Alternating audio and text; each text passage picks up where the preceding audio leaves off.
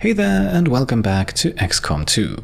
My name is Pete and today we complete another episode of our Legend Ironman walkthrough of XCOM 2 War of the Chosen.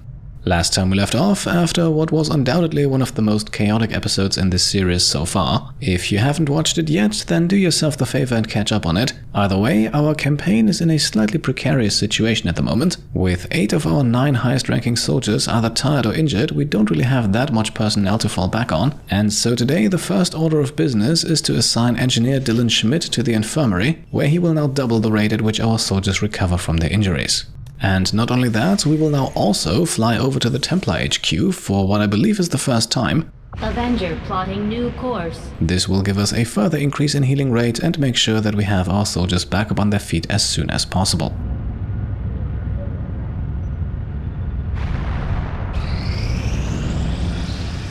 Our action together is complete, Commander. And just as Specialist Van Dyke is then the first to make a full recovery, our covert action is completed, and we have just secured ourselves the improved pistols research breakthrough. And no, we don't actually need to do any additional research here to gain this bonus. From here on out, all of our pistols will do 1 extra point of damage. Now, this begs the question, how do we continue? It is a new month after all, meaning we have a brand new list of covert actions available. We have learned new things, new tactics to be used against the Elder's servants. If you would order it, we will make it so. Right, so like I said, we are basically lacking every single one of our high-ranking soldiers at the moment, which means that anything with a rank requirement higher than Sergeant is out of the question. It also means that going after a quick promotion won't really make sense, as we won't be able to bring anyone who could really benefit from it. What we can do, however, and this is actually something that I'm very much intrigued by, we can grab ourselves a second Reaper. I think over the course of the last 26 episodes you have very much seen how powerful a Reaper is, and I'm not even talking about all of the explosive shenanigans, just the scouting alone is usually an absolute game changer. Not to mention that this will also be a great way to include one more name from the list of lovely Patreon supporters. If you want to find out how to get your name into the series, you can find a link to that down below, and so I think it is the right choice to make. Just like last time then, we will send out Sharpshooter Redonis and Grenadier Echo Sierra. Unless I'm mistaken, the two of them should actually be able to complete their first bondmate level after this. Redonis will also get himself a bit more will, and in 9 days we will then have ourselves a second Reaper. We'll get the job done. Don't worry, Commander. Now, before we continue scanning, one thing we have to take care of is Van Dyke, who, after recovering from his injury, is now eligible for negative trait removal, and with that trait being a fear of vipers, something that could potentially trigger every single mission, he is definitely the most pressing candidate for this, not to mention that with Starfall still shaken and Logan still injured, he is also the only one. And so we will remain at the Templar HQ for just a few more days, I think. After all, the next mission will come up soon, and the more soldiers have recovered by then, the better off we should be. Before the next mission appears though, we complete our first Proving Ground project, the Skulljack, a device that we plan to use against our Advent enemies in an attempt to hack into their communications network. As such, we will need to bring it with us on the next mission in the hopes of running into an Advent officer, but of course that is not the end of the road. If we now also unlock skull mining, then the Skulljack will become noticeably more powerful. Among other things, it will, for example, increase the hacking stat of the person using it, which hints at some synergies with the Specialist class. Either way, the Proving Ground is now ready for a new task, so let's assign one. The Chosen have already learned too much about our operations, Commander. If we don't work with the Resistance on a covert action to hunt them down, we're going to end up on the defensive. And what Bradford is hinting at here is indeed another potential Avenger Defense mission, something we definitely do not want to happen anytime soon, but at least for the moment we can't really do much about the Chosen anyway.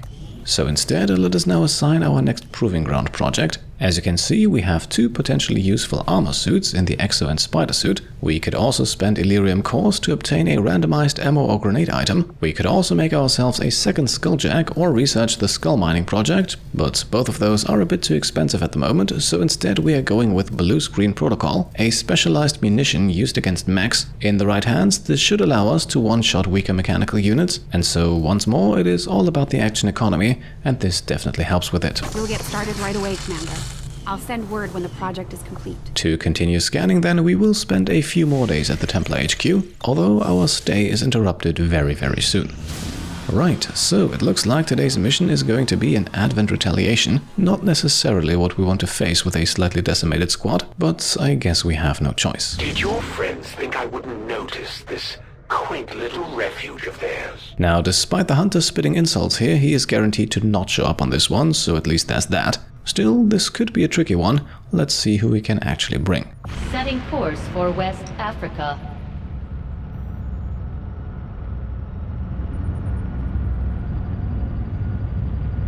Commander, we'll need to have one of our troops equip the Skulljack for use in the field if we're going to make any progress towards our current objective. And yes indeed, Bradford also reminds us that it is time to use the Skulljack now. We'll have to see though if and when an opportunity presents itself. This is definitely not a priority on this mission. This here, meanwhile, is our squad for today. Definitely not the worst bunch, but only 3 lieutenants in it. We have definitely fielded stronger teams in the past, especially on retaliation missions. Still, this is about the best we have available to us, so we have to make do with what we have. We can slightly improve our chances though by giving Sharpshooter Sapphire West a new and improved sniper rifle, as we did obtain both a superior scope as well as an advanced autoloader, and both of those are very suitable for this class.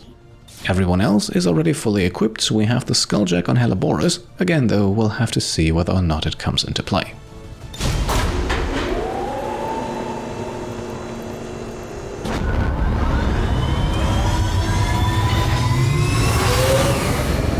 Ranger deployed. In position for deployment. We're picking up an intermittent distress signal, and as far as we can tell, the aliens are hitting back against one of the resistance outposts. It doesn't look good. We're moving in to secure the area as quickly as possible. Neutralize all enemy contacts.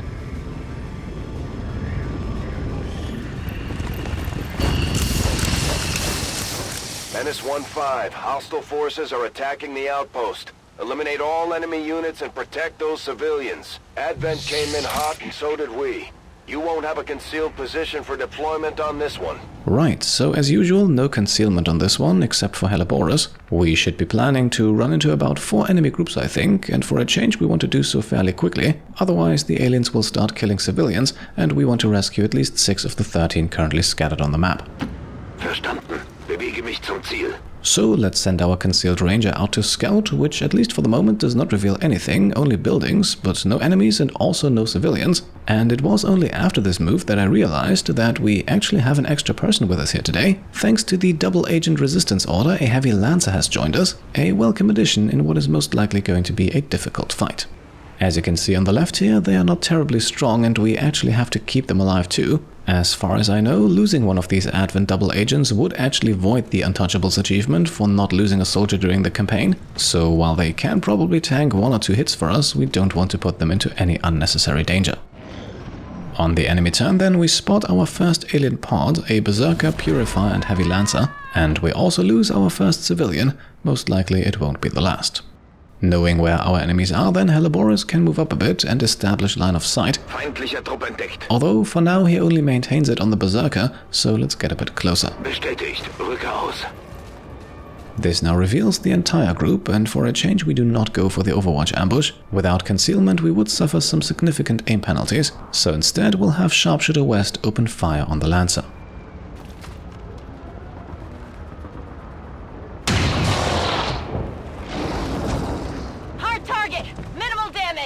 Alright, so at least this group should now have other things to worry about than killing civilians. Considering that they have a 28 hit point Berserker among them though, it might be us who take some damage soon. But let's worry about that in just a moment. For now, let's hope that Ranger Warhawk can follow along in Starfall's footsteps. A critical hit would be immensely useful here.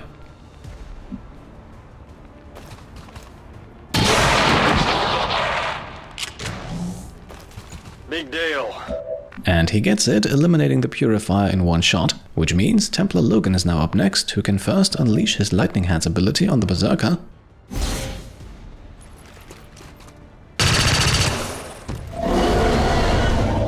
And then melee strike the Lancer for a 50-50 chance at getting the kill.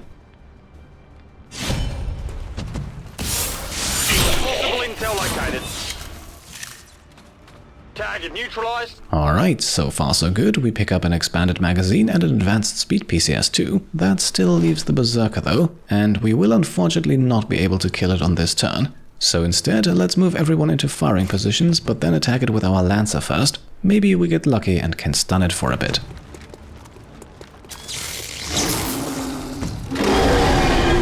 Right, so no stun, but at least 6 points of damage. Time to follow that up with a volley from Specialist Zucchini. He goes for 5 damage, and that means Grenadier Nicholas gets the last shot of our turn.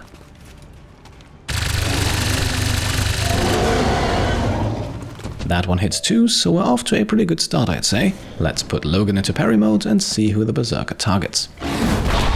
Right, so as expected the Lancer takes some damage, but they will live, unlike our next civilian over here, who is being targeted by an enemy that we have not actually seen before, but more on that later. We can also see here that we have 5 enemies closely clustered together, among them an Advent Officer, so if a good opportunity presents itself, we might want to use that Skulljack, but again, only if we can do so relatively risk-free. For now though, let's work on taking out that Muton, and we will continue shooting at it with Nicholas. With a bit of luck, he might hit for 8 points of damage, and that is exactly what we need. Unfortunately though, he only gets 6, so after moving up with Specialist Zucchini, we give the kill to Logan again, and that means after just 2 attacks, our Templar has already reached max focus. X-ray neutralized. This now also allows Logan to rescue our first civilian with the follow-up move, and thankfully it is not a faceless, although in my experience they are usually not placed that close to the landing zone. Ranger Helleboris is still cloaked meanwhile and can move up, detecting a few more civilians along the way, but with no enemies in sight we move him up a bit further, and that still does not reveal much, but as we have seen earlier we might just have most of our enemies clustered closely together. Either way, time to move up with the rest of the squad and activate overwatches on those who have them. Maybe for a change our enemies will come to us. Affirmative. Covering now. Before they do, however, we detect enemy group number 4, 2 mutants and another berserker. They take out another civilian, before Sharpshooter West then takes aim herself on a reaction shot.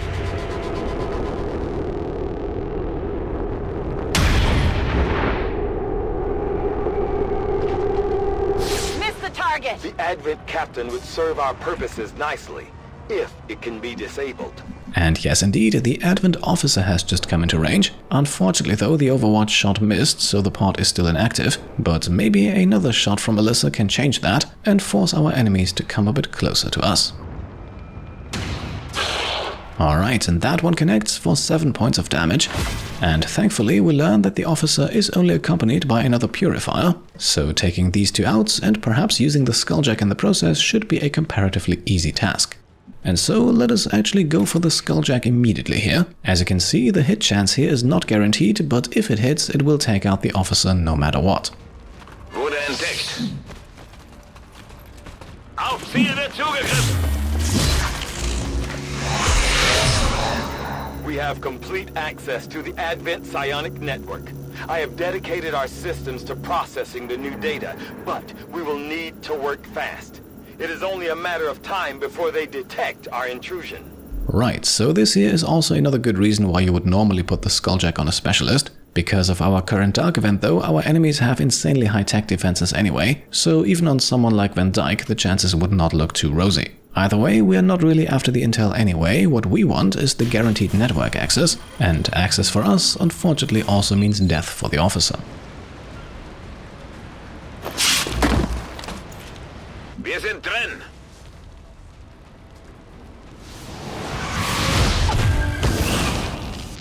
Commander, that appears to be the Codex responsible for safeguarding the alien data stores. We'll have to neutralize it if we intend to recover the data. Understood. Weapons hot. We've got our target. Right, so we have successfully Skulljacked the officer, unlocking the With Extreme Prejudice achievement. However, as you can see, our job is not done just yet, as the mysterious Codex entity has just spawned, and if we actually want to use the data from our Skulljacking attempt, then we have to kill it too. And that could prove to be difficult, as the Codex has the unfortunate ability of splitting itself into clones whenever it takes damage, and the last thing we need on this mission is even more enemies. So let's move in Specialist Zucchini to target it with our Frost Bomb. The aliens may have cleaned up the design, but these monsters are no better than the ones my father dealt with. Right, so it looks like that was just one of those moves that make a bad situation even worse. Yes, we have just activated another brand new type of enemy, flanked by 2 sectoids, and this was definitely not the plan. Now, our new enemy is called an Archon. As you can see, it is capable of flight and likes to use its staff to either shoot or whack at its enemies. And it also has a lovely special ability that I am sure we'll get to see on the next turn. For now though, let's do what we came here for and throw that frost bomb. This will freeze the Codex and most importantly disable its cloning ability, so we can target it like any other regular enemy. And we will do so with Ranger Warhawk here, who actually has a very decent hit chance with his axe, so let's throw that first and see how much damage we can do.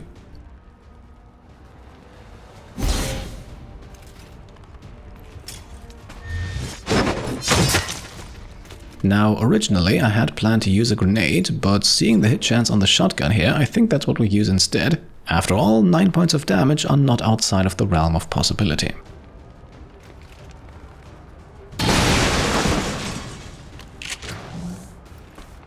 It's still moving! Well, Warhawk is no Starfall, that's for sure. He misses, deals only 3 points of damage with the stock, but does blow out the floor underneath the Codex, so we get some fall damage, but our enemy remains at 4 hit points. It is frozen though, so at this point we shift our attention elsewhere, that elsewhere being the Purifier's cover. Unfortunately, we cannot hit the Purifier itself, but after the grenade here it should be easier. Bombs away!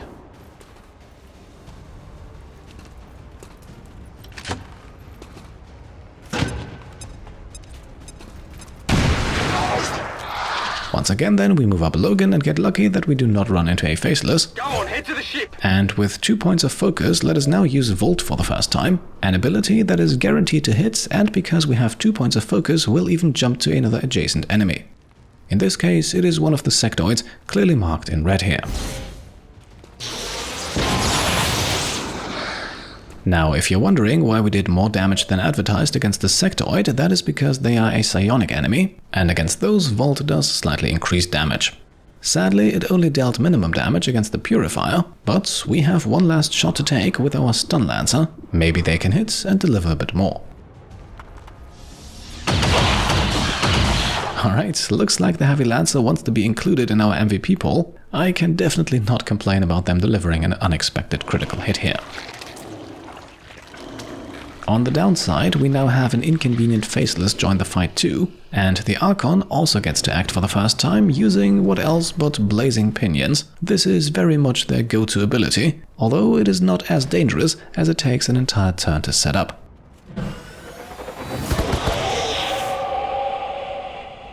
The 2 sectoids meanwhile show us why it's usually not too dangerous to just leave them be. The first one here is raising a zombie, but one that can't act on this turn, while the other one goes for the mind control on Helleborus.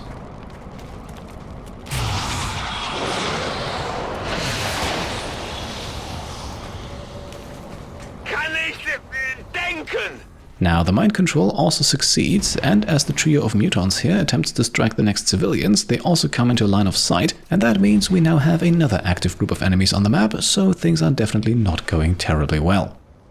Still, the turn passes without any civilian casualties, so at least there's that. Nonetheless, we are in a bit of a pickle.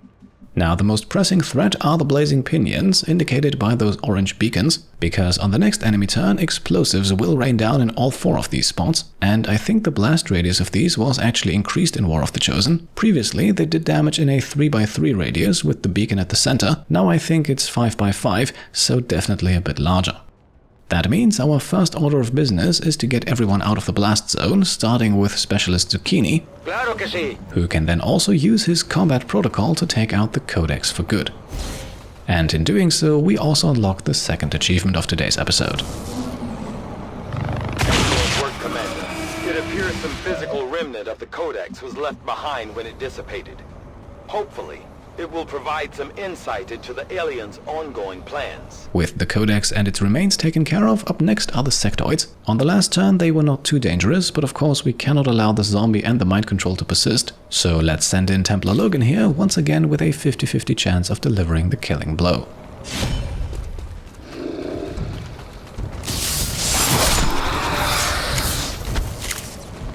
Target eliminated. And he succeeds, once again getting himself back up to max focus and taking out the zombie too. Now up next we want to target the second sectoid, the one with only 3 hit points remaining. Unfortunately, currently we cannot see it, so let's establish line of sight with Warhawk here, which afterwards then also allows us to target the sectoid with our heavy lancer.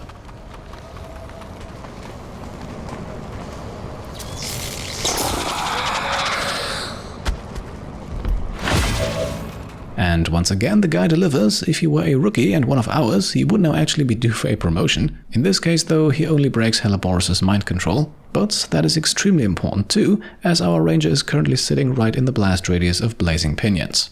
Now as you can see, we have also broken line of sight with the Muton pod. And I think the Faceless is also a bit too far away to attack us on this turn, which means we can focus all of our remaining attention on the Archon. Its innate defense of 25 is definitely not helping, and so Helleboris misses the shot and only deals 1 point of stock damage. Now that 1 point of damage was enough to bring the Archon into a battle frenzy state, meaning it now receives 1 extra action point for the next 2 turns. Seeing as we are well within its striking range though, I don't think this makes much of a difference. Ranger Warhawk meanwhile delivers for the full 9 points of damage, while Grenadier Nicholas takes aim from below 2, but whiffs the 60%er. Oh, come on! The last shot then, another 60%er from our sharpshooter. Let's see if Miss West can make it count.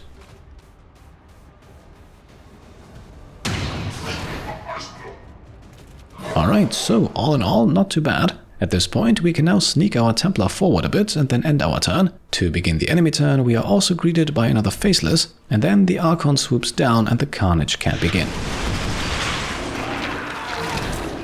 Now, unfortunately, we didn't actually get to see the explosion, but you can see the aftermath. And like I said, the Archon can now pick its target, and it looks like it has a taste for zucchini. They're moving! So, our specialist suffers 7 points of damage, while the Mutons thankfully go back to killing civilians, or at least one of them does, the other takes aim at Helleboris in full cover.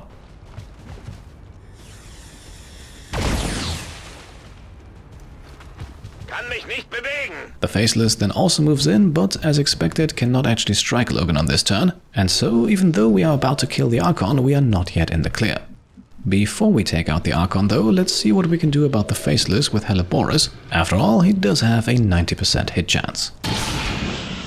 And Helleboris hits for 9 points of damage, which means Logan's lightning hands will now guarantee the kill, and with that we have 1 enemy less to worry about.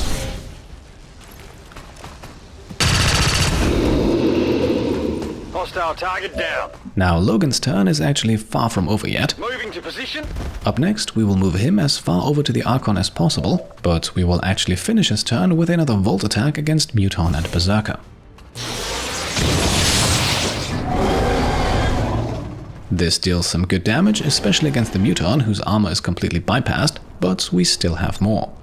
Calma, soldado. With Specialist Zucchini, we can now first patch ourselves up, just in case, and then we can use Teamwork to grant Logan 1 extra action. And that extra action can then be used to rend-kill the Archon, as Rend thankfully does not care about enemy defenses and is always guaranteed to hit.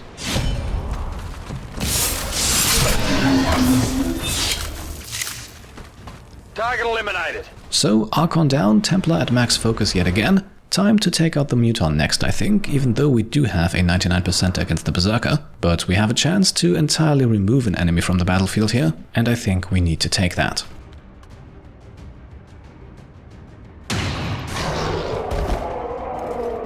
Hostile terminated. Alright, absolutely lovely. This also activates Death from Above, giving Alyssa the chance to go on pistol overwatch. And we can now have our Lancer take aim at the Berserker instead. Who knows, maybe they continue their hot streak.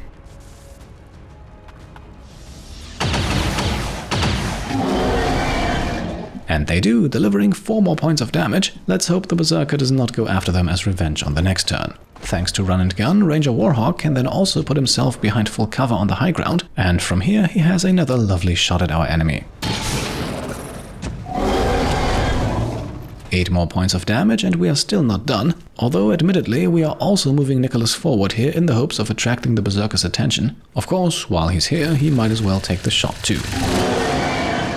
Alright, so that's a further 6 points of damage, but now we're done. Logan can go into parry mode just in case the Muton does get close enough for a grenade, and let's now see who the Berserker chooses. Right, and it is Nicholas. Admittedly, that is what I had hoped for. This will now put him out of action for a few days, but it keeps our hopes of obtaining the Untouchables achievement alive. The Muton, meanwhile, seems to have run out of civilians and instead goes on Overwatch, while the Faceless hops out of its caravan and goes after Helleboris, but thankfully it once again does not get close enough to strike. Sure. And so, things are slowly but steadily getting a bit more controllable here. We only have 3 enemies left, one of them severely injured, and with Nicholas disoriented, the best thing we can do here is to simply take aim. Despite the penalty, the hit chance looks very solid. Shot wide. Sadly though, he still misses, so let's briefly shift our attention over to the Faceless, and once again it is Ranger Helleboris who opens fire. This time he even gets a critical, but it's still not enough for the kill, and you know what that means? It's time for the Heavy Lancer to do their duty. And even from close range, the Stun Lance has the higher hit chance, so let's go with that over the rifle.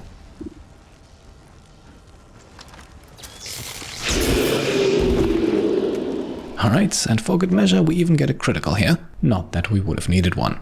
Either way, the Berserker is up next and Sapphire West has the kill already guaranteed, so in just a moment we will only have a single Muton left. Target eliminated.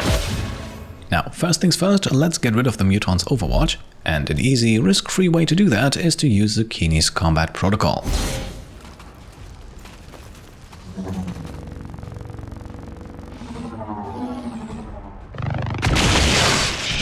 This also neatly bypasses the Muton's armor, and so will Logan's Volt ability, which we are unfortunately now relying upon to do as much damage as possible.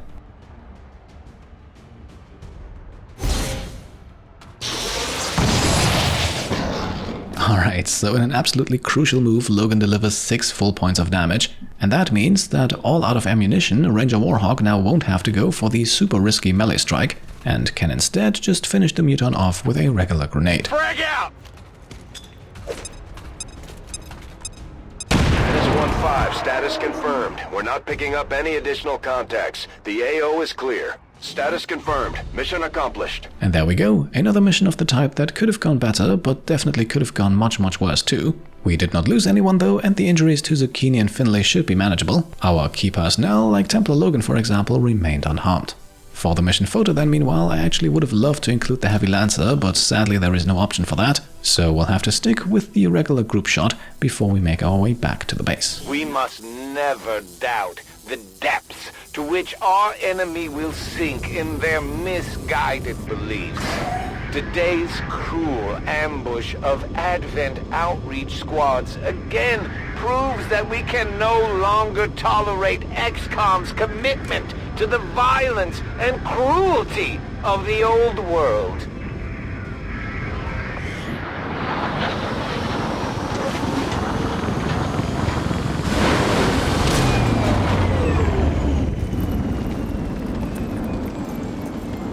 And there we go, injury times of 5 and 10 days for Nicholas and Zucchini respectively. Definitely nothing to be happy about, but in the grand scheme of things, I think we can live with it. Commander, please thank our troops for completing what was surely a difficult task in acquiring the Codex Brain. We'll begin work on it as soon as possible. Now, amidst all the injury carnage, let's also not forget that we just completed our first Skulljack and killed our first Codex, and as a result we now recover the Codex Brain, which will now obviously need to be researched. The 8 rescued civilians then are also not too shabby, and more weapon attachments, PCS and corpses are always nice to have. Hello, Commander. As always then, we get the post-mission reports informing us that we have gained 24 supplies in West Africa. However, even more importantly than that, we have also reduced the Avatar project progress by 2 points, which is a direct result of killing our first Codex. Now, unfortunately, while we will encounter more of them, killing them will not always have this effect. It is only this first one that gives us a bit of breathing room, but it is of course very much appreciated. And so I am hoping that these last 2 episodes were just a slight bump in the road. Of course, we won't always be able to pull off flawless victories, but today I think we were just a bit unlucky with enemy lines of sight. The mission definitely did not need to have 3 or 4 people taking injuries, even if one of them was just the Heavy Lancer. Either way, for today I think we have reached a good point to make the cut. As always, we'll have the MVP poll tomorrow, and I'm very interested to see what you think. In the meantime though, I hope you enjoyed the video, and if you did, then I would be very happy if you could leave a thumbs up. Also, if you like what I'm doing and want to support me and my channel further, then you can go ahead and subscribe to stay up to date, grab some merch over on shop.petecomplete.com, or check out and maybe even pledge to the Pete Complete Patreon. Thank you all for watching, and I'll see you next time. Cheers.